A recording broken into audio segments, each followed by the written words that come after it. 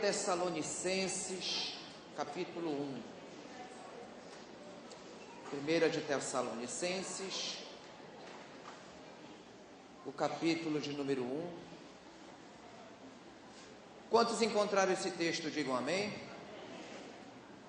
Amados, esse é um mês que a nossa cidade, ela se volta para toda uma festividade idólatra. E o domingo de hoje, manhã, tarde e noite, nós estamos aproveitando, o ensejo deste momento em que a cidade está vivendo, para tratar hoje aqui um tema chamado idolatria. Vamos conversar hoje sobre idolatria, amém? Então vamos fazer juntos uma confissão de fé, com a sua mão direita levantada, diga comigo: Senhor Jesus, me trouxeste aqui com um propósito divino, e mais uma vez abro o meu coração para receber mover da tua palavra, mover do teu espírito. Diga: eu confesso com a minha boca e com o meu coração, nunca mais, jamais serei a mesma pessoa, para a glória do Pai, glória do Filho e glória do Espírito Santo. Amém, queridos? Então vamos lá. Vamos conversar hoje aqui sobre idolatria, e eu quero chamar a sua atenção para o que eu vou começar a falar sobre esse tema. Eu quero começar hoje à tarde aqui da seguinte forma, dizendo a você que ninguém nasce cristão ou se torna cristão de uma forma automática ou natural nessa vida. Ou seja, para que você se torne um cristão, você precisa ter uma experiência pessoal. Para que você se torne um cristão ou uma cristã, você precisa ter uma ruptura muito forte, ao ponto da sua vida ser explicada pelo antes e pelo depois dessa experiência. Por exemplo, no Evangelho de João, no capítulo de número 3, a Bíblia Sagrada, ela chama essa experiência, nas palavras de Jesus, de novo nascimento.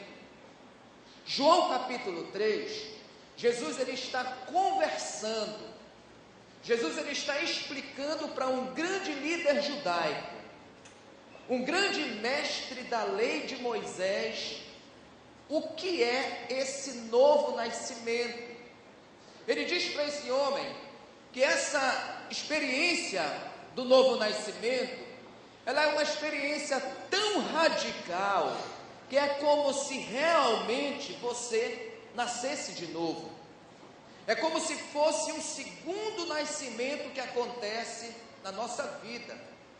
Então, no versículo 6 do capítulo 3 do Evangelho de João, Jesus ele diz o seguinte: olha, o que é nascido da carne é carne, mas o que é nascido do Espírito é Espírito. Ou seja, no primeiro nascimento você nasce para uma existência humana, mas no segundo nascimento você vai nascer para uma nova experiência. Essa experiência é uma experiência pessoal, é uma experiência que não é mais na carne, mas ela é no Espírito. E essa experiência no Espírito, ela é muito bem explicada, igreja, na celebração do batismo. Porque no batismo, quando nós emergimos a pessoa que está sendo mergulhada, nós estamos dizendo que ela não existe mais. No mergulho do batismo, nós dizemos que essa pessoa morreu, que ela está sendo sepultada. Mas quando nós levantamos essa pessoa das águas, nós estamos dizendo que ela ressurgiu, que ela ressuscitou, que ela nasceu novamente para uma nova vida. E essa experiência, ela é chamada de conversão. Isso aconteceu com você? O que eu quero dizer com tudo isso? É que para ser cristão de verdade, você precisa se converter. Que para ser um cristão de verdade, você precisa ser uma pessoa convertida. E aqui surge uma grande, boa pergunta para todos nós na tarde de hoje, querido. E essa pergunta eu quero colocar na sua mão, para que você faça bom uso dela, para que você olhe hoje para você, que você possa dar uma resposta contundente, uma boa resposta para a sua vida.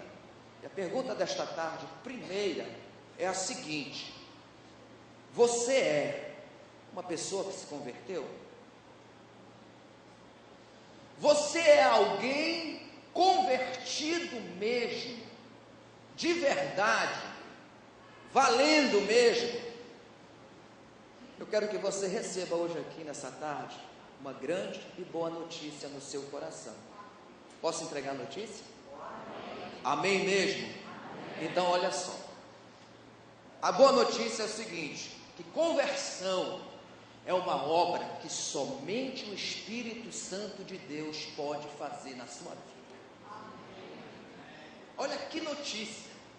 Será que você pode levantar as mãos e dizer glória a Deus, a esse Deus maravilhoso, que manda esse Espírito Santo para trabalhar essa obra de novo nascimento, de conversão na nossa vida, querido? E olha, acredite, na tarde de hoje, esse culto vai ser um palco para o Espírito Santo operar e trabalhar na minha vida e na sua vida. Está preparado para isso? Mesmo? Ok, então vamos lá, queridos. João, Evangelho, capítulo 16, o versículo de número 8. Jesus está falando aqui no capítulo 16, ele diz o seguinte, ó: é o Espírito Santo de Deus quem nos convence do pecado, do juízo e da justiça. Ou seja, Jesus está dizendo que é o Espírito Santo quem nos converte. E muitas vezes nós dizemos que uma pessoa é crente, que uma pessoa é convertida, pelo fato dela andar com uma Bíblia no braço, pelo fato dela frequentar uma igreja igual a esta, ou até mesmo quando nós estamos conversando com ela, essa pessoa, ela usa versículos bíblicos em tudo. A gente olha assim e diz, poxa, mas esse cara é crente mesmo, essa pessoa é convertida mesmo, porque tudo que ela fala tem versículo no meio. Aí eu quero chamar você hoje para o Evangelho de Lucas capítulo 4, porque quando eu chego em Lucas capítulo 4, a Bíblia vai me mostrar claramente que Satanás, o príncipe das trevas, ele tentando o Senhor Jesus no deserto, ele mostra ter muito conhecimento da palavra de Deus.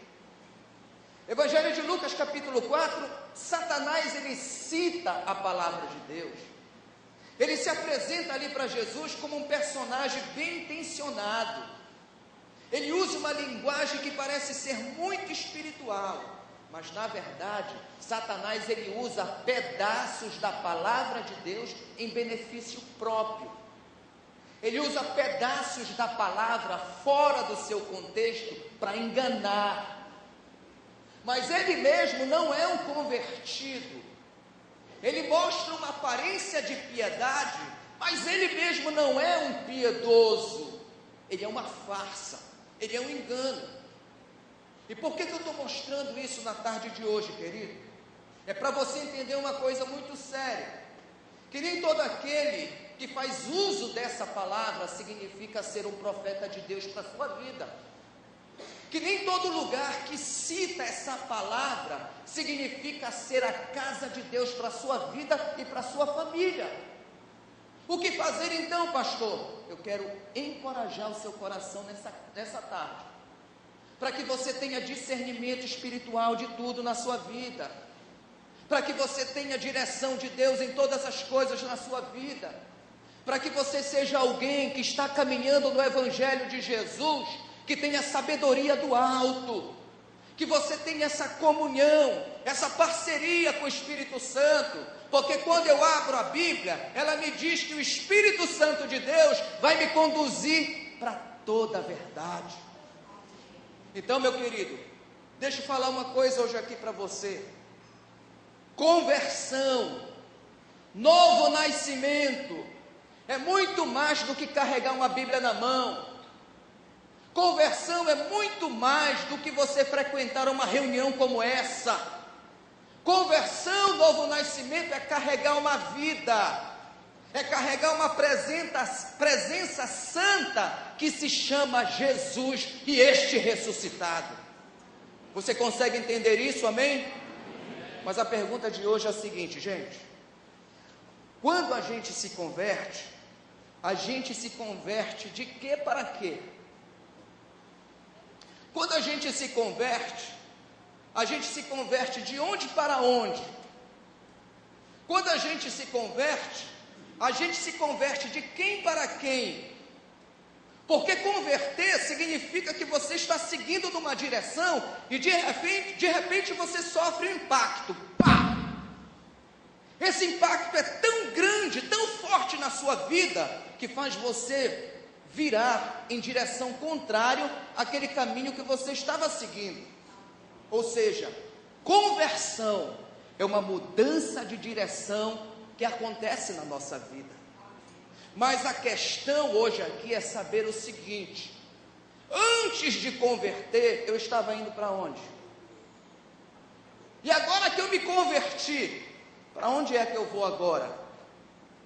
Então, aqui na carta de 1 Tessalonicenses, capítulo 1, o apóstolo Paulo, ele vai responder essa pergunta para nós. Aqui em 1 Tessalonicenses 1, o apóstolo Paulo, ele elogia a igreja de Tessalônica. Ele fala muito bem dos irmãos dessa igreja. Paulo, ele diz que de fato, de verdade, esses irmãos se converteram. Eu quero conferir isso de perto com você. 1 Tessalonicenses, capítulo 1, e o versículo 8 e 9. Veja o que Paulo diz: porque por vós soou a palavra do Senhor, não somente na Macedônia e Acaia, mas também em todos os lugares a vossa fé para com Deus se espalhou, de tal maneira que já dela não temos mais a necessidade de falar coisa alguma, porque eles mesmos anunciam de nós qual foi a entrada que tivemos convosco. Agora percebe a próxima e última expressão do versículo 9. Ele diz assim, olha: e como dos ídolos vos convertestes a Deus, para servir o Deus vivo e verdadeiro. Amém? Pela leitura da palavra de Deus? Então, querido, olha, o apóstolo Paulo, ele está dando aqui um testemunho. Ele está dizendo aqui que os irmãos da igreja de Tessalônicas, eles se converteram de verdade, porque eles deixaram os ídolos e eles se voltaram para o Deus vivo e verdadeiro. Agora, o que isso significa? Isso significa eu e você entender na tarde de hoje que para ser um cristão de verdade, você precisa deixar os ídolos e se converter ao Deus vivo e verdadeiro. Quem pode dizer amém por isto? Amém. Veja o que Paulo fala em 2 Coríntios. Esse texto aqui, ele é muito contundente. 2 Coríntios, capítulo 6, versículo 16. 6,16 de 2 Coríntios. Quem está comigo, diga amém. Amém. Olha a palavra do Paulo: e que consenso, que harmonia, que compatibilidade tem o templo de Deus com os ídolos, porque vós sois o templo do Deus vivente, como Deus mesmo disse: neles habitarei, e entre eles andarei, e eu serei o seu Deus, e eles serão o meu povo. Querido, meu amigo Davizinho, que está bem ali, outro dia ele me ajudou aqui numa pesquisa, e um dos mais influentes e dos mais importantes pensadores modernos do século XIX, um filósofo alemão, assim como Martinho Lutero, chamado Nietzsche. Ele disse o seguinte, e os seus conceitos ainda continuam influenciando gerações e formando opiniões no século 20 e 21. E ele disse o seguinte: que o ser humano, isso está dizendo respeito a mim e a você, em sua busca obsessiva pela felicidade, ele tem a tendência de endeusar as coisas, de endeusar os outros e de endeusar a si mesmo. Ou seja, é como se nós, seres humanos, nós trouxéssemos em nossa bagagem humana uma etiqueta, um adesivo invisível chamado Deus. E nós colocamos essa etiqueta, esse adesivo chamado Deus em coisas, em pessoas e até mesmo em sentimentos. Ou seja, a partir do momento em que você coloca a sua etiqueta invisível chamado Deus, você está dizendo que ali está o seu coração, que ali está a razão da sua vida, que é ali que está o seu Deus. Por exemplo, tem pessoas, tem povos, tem nações inteiras que colocam a etiqueta invisível chamada Deus no sol, na lua, nas estrelas. Para alguns povos, a vaca é uma divindade. Agora, por que isso acontece? Porque essa etiqueta invisível chamada Deus foi colocada no sol, na lua, nas estrelas e também naquele animal. Mas eu quero dizer para você na tarde de hoje, que essa etiqueta invisível chamada Deus, ela também pode ser colocada em uma pessoa, em uma ideologia, em um partido, em um time. Ontem foi o Papão, hoje é o Leão. E daqui a pouco vai sair o resultado. Essa etiqueta chamada Deus, ela pode até mesmo ser colocada numa razão equivocada. Está tudo errado, mas a pessoa jura que aquilo ali é o certo para a vida dela. Então presta atenção no que eu vou citar nessa tarde, queridos. O Papa Francisco, em um dos seus últimos artigos, ele fez a seguinte declaração: que o oposto da fé não é a incredulidade. Isso aqui é muito interessante. O oposto da fé é a idolatria. O que eu quero dizer com a citação do Papa? Eu quero dizer apenas duas coisas. Primeiro, se o oposto da fé não é incredulidade, então eu posso pensar que não existem ateus. Segundo, se o oposto da fé não é incredulidade, nesse sentido eu posso pensar que hoje aqui nesse auditório, todos nós somos ateus de alguma coisa, de algum Deus. Por exemplo, se alguém chegar comigo e me perguntar: pastor Flávio, você crê na vaca, no sol, na lua, nas estrelas como uma divindade? Eu vou dizer: claro que não. Então eu estou me considerando um ateu da vaca, do sol, da lua, das estrelas. Mas o Papa Francisco, ele citou que o oposto da fé cristã é a idolatria. O que eu quero considerar hoje aqui com esta declaração do Papa é que nós sempre colocamos a etiqueta invisível chamada Deus naquilo que se torna uma prioridade na nossa vida. Nós colocamos essa etiqueta invisível chamada Deus naquilo que nós consideramos nunca conseguir viver sem Ele. Porque consideramos que é exatamente esse algo que dá sentido para a nossa vida. A gente nunca se imagina viver sem aquilo. A gente nunca imagina perder aquilo em hipótese alguma. Aquilo que nós colocamos a nossa etiqueta invisível chamada Deus. Por exemplo, eu não sei quantos aqui já viveram um grande romance, né? Ou está vivendo um grande romance. Mas por exemplo, alguém já chegou com você e disse o seguinte: meu querido, minha querida, eu não consigo viver sem você.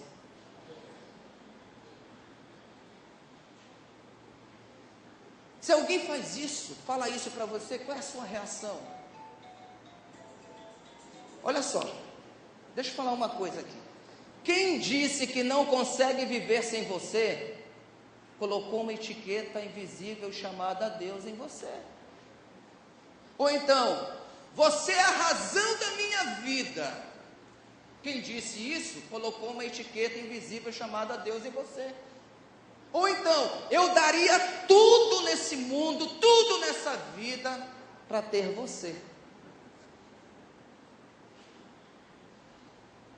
Quem fez isso colocou uma etiqueta chamada Deus em você. Por que eu estou falando isso, querido? Porque Deus é aquilo que nos absorve plenamente. Deus é aquilo que a gente passa a devotar tudo da nossa vida. Deus é aquilo que a gente passa a organizar toda a nossa vida para Ele. Eu organizo a minha agenda para Ele. Eu organizo o meu dinheiro para Ele, eu organizo o meu tempo para Ele, eu estabeleço os meus valores a partir daquilo que Ele pensa, eu defino as minhas prioridades para Ele, eu concentro todas as minhas expectativas, todas as minhas esperanças, todos os meus anseios, exatamente naquilo que eu coloquei a minha etiqueta invisível chamada Deus.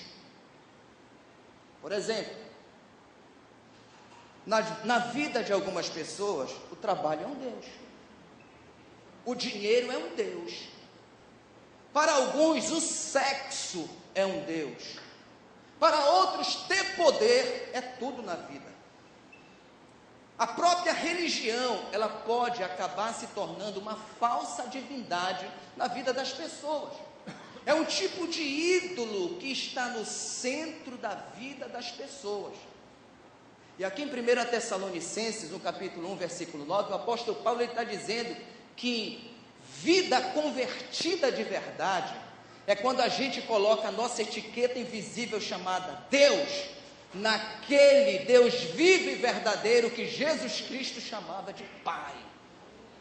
Conversão de verdade é quando a gente descobre que seres, coisas, ideias não merecem receber a devoção que somente o Deus vivo e verdadeiro merece receber da nossa vida. Quem está entendendo isso, diga amém. Amém. Aí eu quero estacionar com você em Mateus 6:24. Mateus 6:24, eu quero considerar o que Jesus está falando aqui nesse versículo 24. Ele fala uma coisa muito séria, gente. Mateus 6:24, ele diz: ninguém pode servir a dois senhores, porque há de odiar um e amar o outro, ou se dedicará a um e desprezará outro. E ele diz: não podeis servir a Deus e a Mamon. Aí eu pergunto para você, o que é Mamon? Mamon é dinheiro elevado à categoria de Deus. Mamon é um ídolo.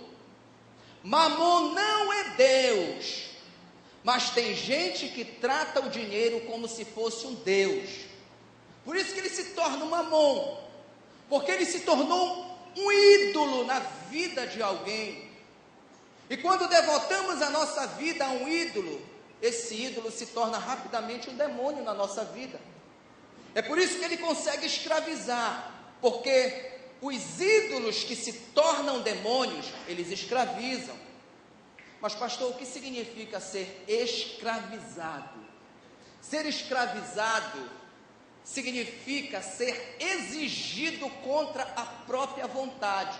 Ou seja, eu faço o que faço não porque eu escolhi fazer, é porque eu não consigo não fazer. Por exemplo, você teve já aquela experiência de dizer: eu não consigo parar de pensar nisso. Aquele negócio fica na tua cabeça. Aí você dorme, você acorda, você passa o dia inteiro pensando naquilo. Esse negócio que não sai da sua cabeça acaba se tornando um Deus na sua vida, porque ele mexe com a sua vida. É um Deus falso, sim.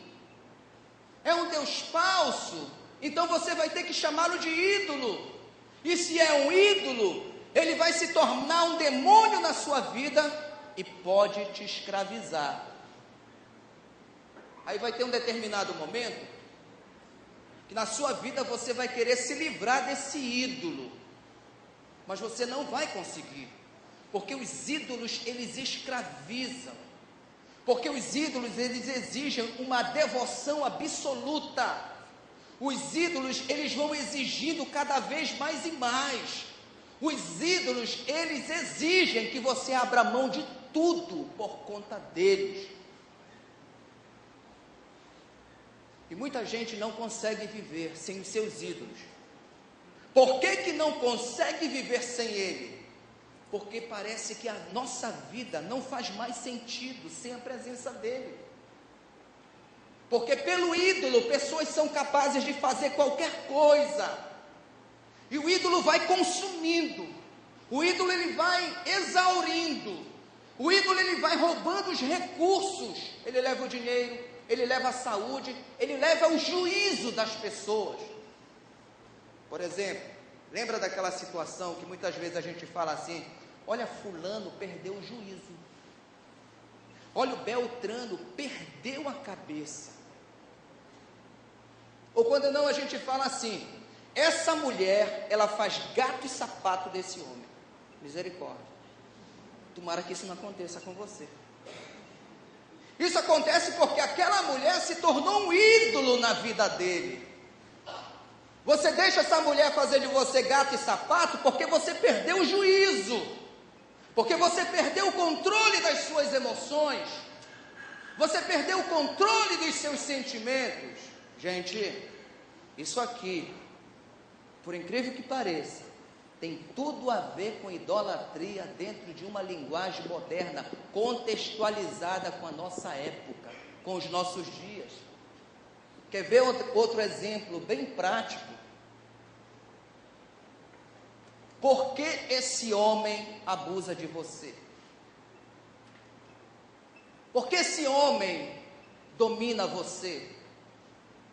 Por que esse homem escraviza você?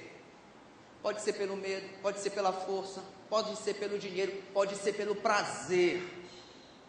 Tem gente que está comendo o pão que o diabo amassou por conta do prazer. E você foi abrindo mão de tudo por conta desse homem. Você abriu mão da sua opinião, você abriu mão da sua identidade, você abriu mão dos seus recursos, você abriu mão da sua dignidade e você nem se percebeu. Você se tornou incapaz de tomar decisões, porque você não está apenas escravizada, mas você está exaurida. Esse homem se tornou um ídolo na sua vida, ele levou tudo de você, ele sugou tudo de você. E por que eu estou falando isso na tarde de hoje? Porque os ídolos são assim, eles vivem de extorsão. Eles dizem: eu te dou isso em troca daquilo. Eles extorquem você, eles fazem promessas falsas a você, eles iludem você. Irmãos, a coisa é tão séria que tem pessoas que chegam a acreditar: se elas romperem o relacionamento com os ídolos, a vida delas acaba. E o ídolo faz as pessoas acreditarem que acaba mesmo, porque o ídolo ilude, o ídolo seduz, o ídolo faz você acreditar que se você sacrificar tudo por ele, você vai ser a pessoa mais feliz desse mundo. Mas eu quero dizer a você que isso é mentira do ídolo. Aí vem um negócio interessante. Quando você percebe que o ídolo mentiu para você, a sua relação com o ídolo se frustra. Porque você esperava receber daquele ídolo aquilo que ele não pode te dar. Porque você esperava receber daquele ídolo aquilo que na verdade ele não tem para te dar. Aí você se decepciona com o ídolo. Agora você quer virar as costas para o ídolo. Mas como é que você vai virar as costas para o ídolo se você está exaurido ou exaurida? Como é que você vai virar as costas para o ídolo se você está escravizado ou escravizada? Aí o que acontece com quem se dedicou ao ídolo e depois se frustrou com o ídolo? Essa pessoa se torna um trapo. Essa pessoa acaba se arrastando pelo chão, porque essa pessoa, ela perdeu a sua autonomia. Essa pessoa ficou sem condições de nada. ela perdeu a sua identidade, ela perdeu a sua capacidade de ser protagonista da história da própria vida e da própria existência. Mas tem alguém que vai dizer o seguinte: ei, pastor, pega leve, pastor. Essas coisas que o senhor está falando hoje à tarde aqui, acontecem na vida de todo mundo. E eu vou dizer para você, é verdade, meu querido. Mas o que você deveria considerar na tarde de hoje aqui, é que você não é todo mundo. Você não é todo mundo. E mais uma vez, você não é todo mundo. E me deste o nome, sou o teu filho, sou menina dos teus olhos, porque amastes a mim, e me deste o nome, eu sou o teu filho, menina dos teus olhos, porque amastes a mim. Amém? Que tal você dizer para a pessoa do seu lado: você não é todo mundo, viu? Diga para ele: te orienta, viu?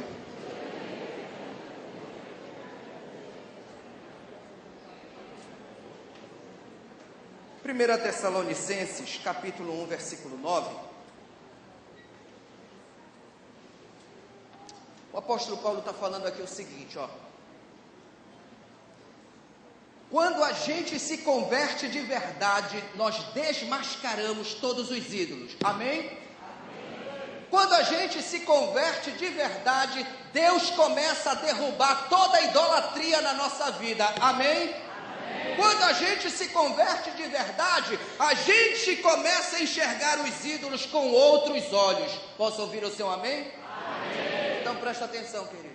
Nessa obra da conversão, da santificação, o que acontece é que eu, movido pelo Espírito Santo, eu vou começar a demitir todos os ídolos da minha vida. Você se converte e diz para o ídolo: eu descobri que você é uma falsa divindade na minha vida, por isso eu te demito hoje, em nome de Jesus. Você está demitido, seu ídolo imundo. Você já me prejudicou demais, você me iludiu, você me exauriu, você me extorquiu, você abusou de mim. Veja o que eu me tornei por causa de você. Eu não quero mais ser assim, eu não quero mais nada com você. É como se você tivesse a capacidade de olhar para o ídolo e cantar aquela música antiga do Benito de Paula: você cortou o barato do meu amor, você mentiu, me iludiu e me deixou por fora. É isso que o ídolo faz na vida da gente. Pergunta para quem está ao seu lado: você está ligado, irmão? Se ele disse amém, diga para ele: com Cristo você pode demitir hoje todos os ídolos que tentam escravizar a sua vida. Quem recebe isso, diga amém. Amém. Olha só, eu vou pisar agora na parte mais perigosa dessa ministração que você está recebendo hoje à tarde aqui. É que nessa obra da conversão, quando você começa a demitir os ídolos da sua vida, você vai se deparar com ídolos que são muito perigosos. Você vai se deparar com alguns ídolos que são fortes demais. Porque arrancar a etiqueta invisível chamada Deus de alguns ídolos é fácil. Mas tem ídolos que se posicionam contra nós. Tem ídolos que resistem. Tem ídolos que vão segurar a etiqueta invisível chamada Deus para você não arrancar. Sabe por quê, querido? Porque tem ídolo que gosta de você. Porque tem ídolo que não quer abrir mão da sua vida. Olha, tem ídolo que é tão ousado que vai dizer para você o seguinte: você tem certeza mesmo que você está afim de abrir mão de mim? Porque os ídolos, eles trabalham assim, com sedução. Tem ídolo que é tão ousado que ele vai dizer para você o seguinte: se você abrir mão de mim, eu te mato. Isso acontece na Umbanda. Porque os ídolos, eles trabalham assim, com ameaças. Tem ídolo que ele é capaz de dizer para você o seguinte: você tem coragem mesmo de abrir mão de tudo que você conquistou comigo por causa desse Jesus? Tem ídolo que pode dizer o seguinte: você tem certeza mesmo que você vai abrir mão dessa grande paixão da sua vida por causa de Jesus? Você tem certeza mesmo que você vai romper com este relacionamento que sustenta você por causa de Jesus? Irmãos, aqui nessa igreja já aconteceu com pessoas que estavam com data de casamento marcado. Depois de ouvir coisas como essas que vocês estão ouvindo na tarde de hoje, procuraram os pastores da igreja para dizer que não iriam casar mais, porque a outra pessoa estava atrapalhando ela de seguir a Jesus. Aí eu pergunto a você: quando é que esse tipo de coisa acontece na nossa vida? Isso só acontece quando a gente tem uma verdadeira experiência de conversão. Amém mesmo? Olha, Atos 17:16.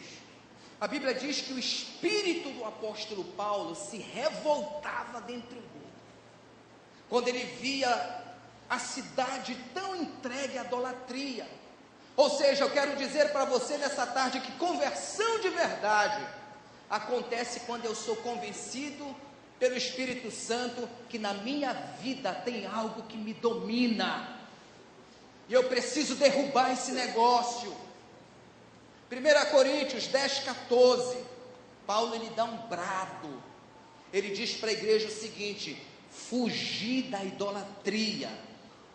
Ou seja, conversão de verdade é quando eu tomo a ciência de que eu tenho na minha vida algo que faz eu agir contra a minha própria vontade. Essa vontade não é minha, mas é daquele trem que está me escravizando. 1 Coríntios 10:19, olha o que o apóstolo Paulo diz: o ídolo não é nada. Fala para o teu irmão: meu irmão, esse ídolo não vale nada.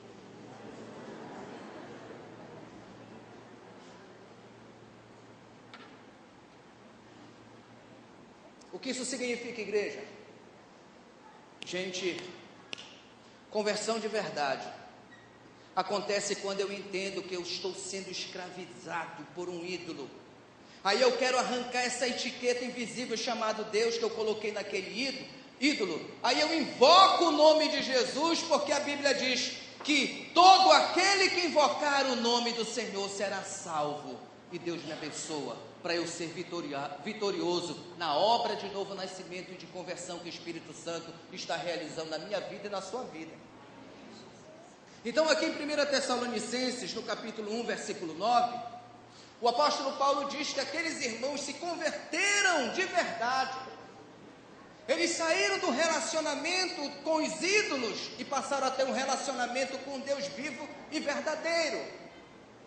Ou seja, converter dos ídolos para o único Deus verdadeiro, Igreja Batista Missionária, não significa você acreditar somente no Deus que Jesus Cristo chamava de Pai, ou frequentar essa igreja todas as tardes, todas as manhãs, todas as noites.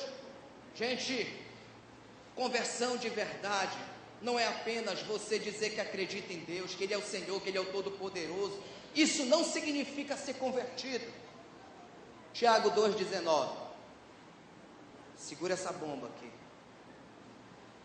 Tiago 2,19.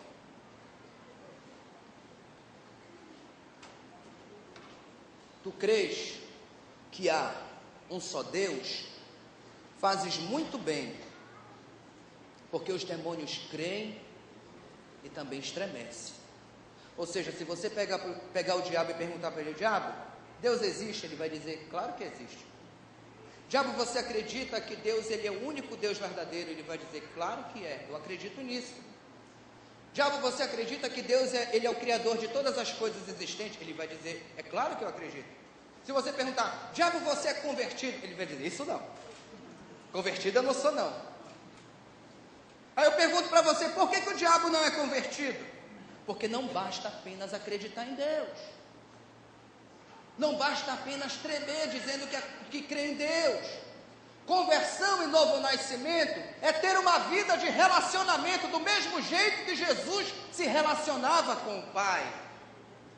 Quem se converte de verdade não se relaciona com Deus vivo e verdadeiro do mesmo jeito que se relacionava com os ídolos lá fora. Ei, pastor, como é que a gente se relacionava com os ídolos lá fora? A gente se relacionava com os ídolos lá fora colocando neles todas as nossas expectativas de felicidade, de satisfação, de realização. No relacionamento com os ídolos, a gente pagava caro para ter as coisas.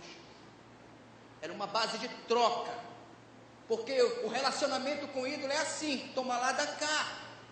Você nem se importava com o preço que você pagava. Você nem se importava com o preço que você pagava para os trabalhos que você fazia para os ídolos, os compromissos que você assumia com os ídolos, justamente porque você esperava uma retribuição generosa dos ídolos. Você esperava que esses ídolos fizessem alguma coisa por você, ou seja, fizesse de você uma pessoa mais feliz, mais realizada, mais satisfeita, e isso nunca acontece. Aí quando você se decepciona com os ídolos, quando você deseja abandonar os ídolos, quando você chega na igreja de Jesus querendo se relacionar com Deus, do mesmo jeito que você se relacionava com os ídolos lá fora, a coisa não vai dar certo aqui dentro. Porque Deus, ele não se relaciona com ninguém à base de troca. O nosso relacionamento com Deus não é um relacionamento comercial. Não é um relacionamento à base de interesses. Aí eu quero conferir uma coisa muito interessante com você na tarde de hoje. É desafiador. Atos capítulo 8. Quem for ousado, abra sua Bíblia em Atos capítulo 8. O que nós vamos encontrar aqui? Em Atos capítulo 8, gente, nós vamos encontrar um homem aqui chamado Simão, um homem famoso na cidade de Samaria, fez sucesso como mágico, era o feiticeiro de Samaria. Ele fazia as mandigas dele, os trabalhos dele, manipulava os poderes espirituais que ele pensava que manipulava. Mas um dia chegou em Samaria o irmão Filipe dizendo o seguinte: ó, gente, eu vim aqui falar de Jesus Cristo para vocês. Esse Jesus que eu vos anuncio, ele é o Senhor. Ele morreu crucificado e ao terceiro dia ele ressuscitou. Essa era a mensagem de Filipe. Versículos 6 e 7 do capítulo 8 diz que as multidões eram conquistadas através da pregação de Filipe, porque eles ouviam e viam o que Filipe fazia em nome de Jesus. Os espíritos imundos saíam das pessoas, muitos paralíticos coxos eram curados. No versículo 8 diz que havia uma grande alegria naquela cidade por conta da pregação do evangelho genuíno, um evangelho sem mistura, um evangelho sem vício, sem mania, sem arrumação. E no versículo 12 e 13, olha que coisa interessante, diz que até o Simão feiticeiro creu e foi batizado. Aí ele ficou ali na cola do Filipe, sendo discipulado. Ele estava maravilhado com os sinais e maravilhas que eram realizados em nome de Jesus pelas mãos do irmão Filipe. O versículo 14, a Bíblia diz que foram enviados da cidade de Samaria o apóstolo Pedro e o apóstolo João. Quando eles chegam em Samaria, Filipe ele faz reverência para os apóstolos. E os versículos 15, 16 e 17 diz que quando os apóstolos colocavam as mãos sobre as pessoas, o Espírito Santo de Deus era derramado sobre eles. No versículo 18, diz que quando esse Simão, que se dizia agora ex-feiticeiro, ele viu aquilo, ele vai à loucura. Ele ficou muito doido. Ele olha para o discipulador dele, para o irmão Filipe, e diz assim: cara, tu não é de nada. Cara, tu é um frouxo. Eu quero agora ser discipulado pelo Pedro e pelo João. Eu quero que eles sejam os meus discipuladores. Porque Pedro e João, esses dois caras são o máximo. Aí no versículo 18 e 19, a Bíblia diz que ele chega com Pedro e João, trazendo um saco de dinheiro.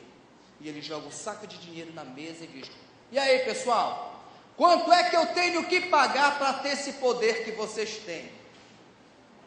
Aí no versículo 20... até o versículo 23, a Bíblia diz que o apóstolo Pedro, com toda aquela elegância da educação refinada que ele tinha, ele diz carinhosamente para o Simão o seguinte: vai para o inferno, filho do diabo. Porque você está querendo se relacionar com Deus Pai e com o Senhor Jesus Cristo da mesma forma que você se relacionava com os ídolos. Gente, Pedro estava dizendo aqui o seguinte: olha, Deus não se compra, Deus não se vende, Deus não está em oferta, Deus não tem preço, com Deus não se negocia, porque Deus ele não se submete aos seus joguinhos de causa e efeito. Deus não se move pelas suas expectativas e interesses. Deus não existe para fazer você feliz, amém? Deus não existe para fazer você uma pessoa, um homem, uma mulher realizado, amém? Pedro está dizendo: ei, Simão, Deus é Deus, e ponto final. Então vai para o inferno com todo esse teu dinheiro, porque você está confundindo o Deus vivo e verdadeiro com o ídolo.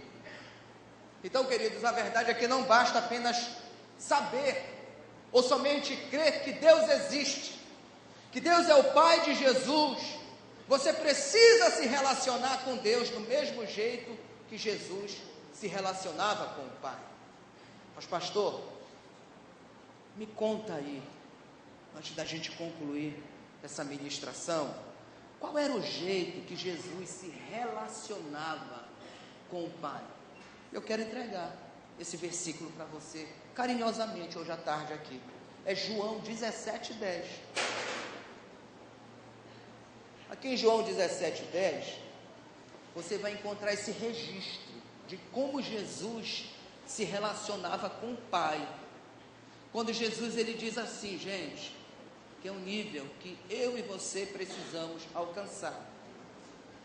Tudo o que eu tenho é teu, e tudo o que tens é meu, e nisso sou glorificado. Eu me sinto bem, eu sou realizado, eu sou completo. Então, irmãos, essa experiência de Jesus com o Pai eu chamo de experiência extraordinária, porque Jesus está dizendo que aqui ele deu tudo para o Pai, inclusive a própria vida dele. Jesus está dizendo que ele abriu mão de tudo, mas de tudo mesmo. Aí quando eu chego em Filipenses capítulo 2, eu percebo que o apóstolo Paulo ele descobriu esse detalhe do relacionamento de Jesus com Deus Pai. Porque ele fala que Jesus ele vai abrindo mão, quando ele entra no cenário, ele vai abrindo mão de tudo, desde a eternidade. Paulo ele diz que Jesus ele abriu mão das suas prerrogativas divinas. Ele se esvaziou completamente da sua natureza. Ele tomou a forma de homem. Sendo homem, ele tomou a forma de servo. E sendo servo, ele foi obediente até a morte, morte de cruz. A Bíblia diz que Jesus ele vai abrindo mão de tudo, inclusive da sua própria vida. Na cruz do Calvário, ele brada dizendo: Pai, em tuas mãos eu entrego o meu espírito. E é desse jeito que ele salta na escuridão para enfrentar a morte, crendo que ali naquela escuridão o Pai não o deixaria na mão da morte, mas que o ressuscitaria, que o levantaria no terceiro dia, e depois de ressuscitado, ele daria de volta para ele, o Filho, a glória que ele possuía antes de esvaziar-se de tudo. É por isso que o Pai o exaltou.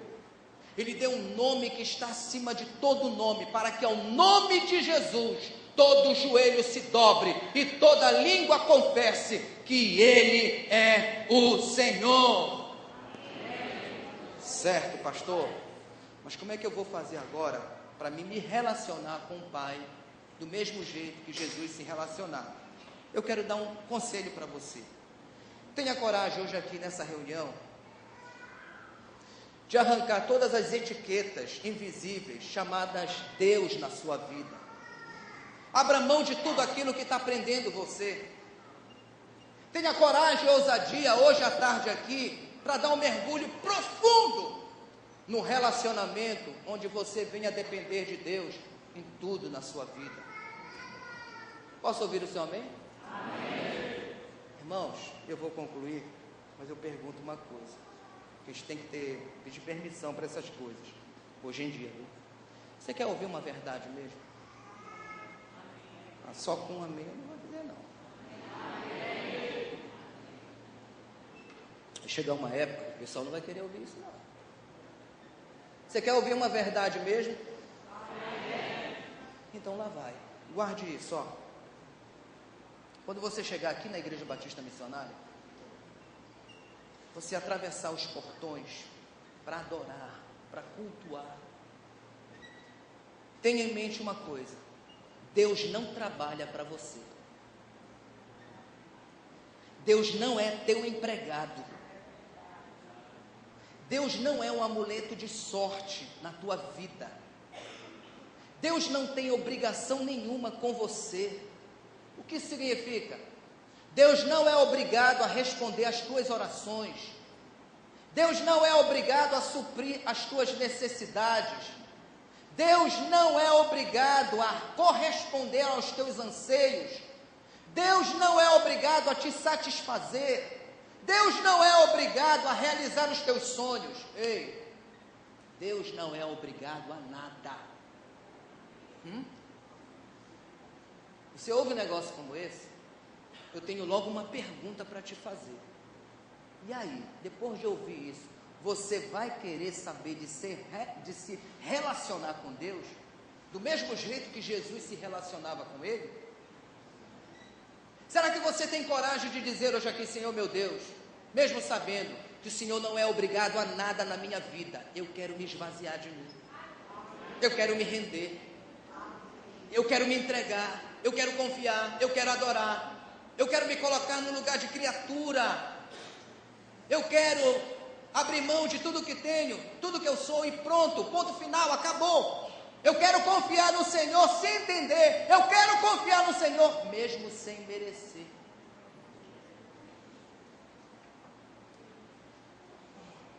Uma coisa importante que não pode deixar de ser falado hoje à tarde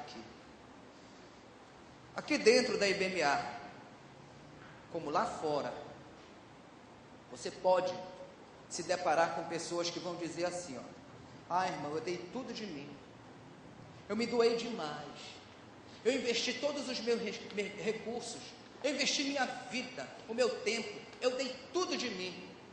E eu confesso que lá no fundo eu esperava receber mais de Deus, eu esperava que Deus, Ele fosse mais fiel, Ele fosse mais bondoso, Ele fosse mais amoroso, Ele fosse mais gracioso comigo. Eu esperava receber mais da igreja, eu esperava receber mais desses pastores, eu esperava receber mais dos líderes dessa igreja, do meu discipulador, da minha discipuladora, eu esperava receber mais dos irmãos dessa igreja, e eu não recebi aquilo que eu esperava receber. Irmãos, eu trouxe duas perspectivas hoje aqui para você. João 10:17, Filipenses 2. E eu fico imaginando Deus olhando para essa pessoa e falar igual aquela personagem de humor falava: coitado, coitada, coitado, coitada, essa pessoa fez tudo errado. Ela pensa que ela fez tudo certo, mas ela não fez. Ela pensa que ela deu tudo, mas na verdade ela não deu tudo. Porque quando você espera receber algo em troca, você ainda não deu tudo, meu irmão. Você ainda não esvaziou, meu irmão. Você ainda não chegou no lugar que Deus quer que você chegue, meu irmão. Você ainda não abriu mão de você, das suas razões, dos seus interesses, dos seus preceitos. Na verdade, o que você fez foi um negócio, porque você tem expectativas de receber algo em troca. E toda vez que você faz isso, você corre o risco de se frustrar com Deus, de se decepcionar com Deus, porque Deus não é obrigado a nada. Você pode dizer um amém por isso? Amém. Mas sai apertado, né, irmão? Você já percebeu quanta gente anda por aí decepcionada com Deus? Elas dizem assim: eu estava na igreja, eu orei, mas Deus não fez. Eu fiz a vigília, mas Deus não me atendeu. Eu jejuei, mas Deus não me deu. Eu pedi com muita fé, mas Deus nem me percebeu. Você sabe o que é isso? São pessoas que chegam na igreja e querem se relacionar com Deus como se Ele fosse um ídolo. E não vai dar certo. Então a gente vai terminar aqui, Eu quero pedir uma coisa, usando a seguinte expressão: pelo amor de Deus. Será que eu pedindo pelo amor de Deus, você é capaz de conferir o que eu quero pedir para você conferir? Depois, no seu momento a sós com Deus, irmão, dá uma olhada no livro de Jó, no capítulo 42. Porque Jó é um cara que ele só perdeu. Ele perdeu casa, perdeu fazenda, perdeu cavalo, perdeu plantação, perdeu filho, perdeu neto, perdeu nora, perdeu genro, perdeu. A mulher dele chega com ele e diz: olha, tu é um desgraçado mesmo, eu não te suporto mais, amaldiçoa esse teu Deus e morre. E ele diz: olha, tu falas como uma louca qualquer, não recebemos o bem de Deus, não poderíamos também receber o mal? E a Bíblia diz que nada disso, Jó pecou. Ou seja, Jó estava dizendo para a mulher dele que Deus tem todo o direito sobre a vida dele, todo. Mas aqui no capítulo 42 de Jó, eu consigo perceber que acontece tudo isso que a gente está falando já tarde aqui, porque você vai perceber o Jó caindo de joelhos, e quando ele cai de joelhos, ele entrega as razões dele, os questionamentos dele. Parece que Deus gosta disso, parece que era só isso que estava precisando acontecer na vida de Jó.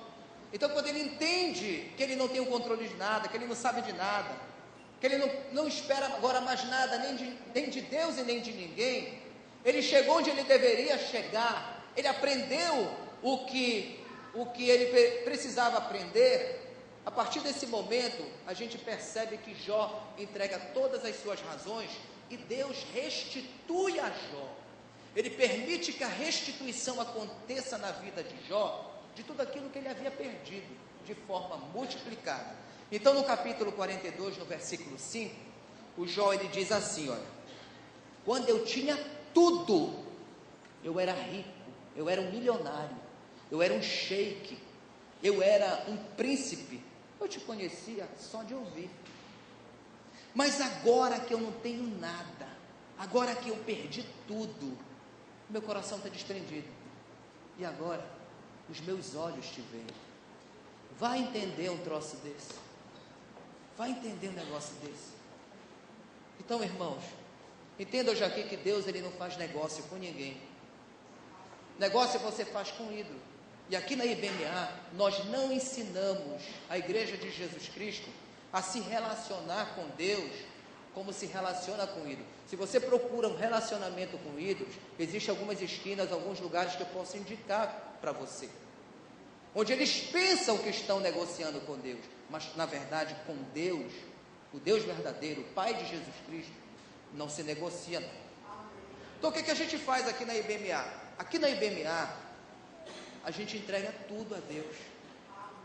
E quando a gente entrega tudo a Deus, Ele nos surpreende com a sua bondade, com a sua graça, com a sua misericórdia, e Ele sempre vai nos dar mais daquilo que a gente merece. Amém? Amém? Quero te convidar a ficar em pé.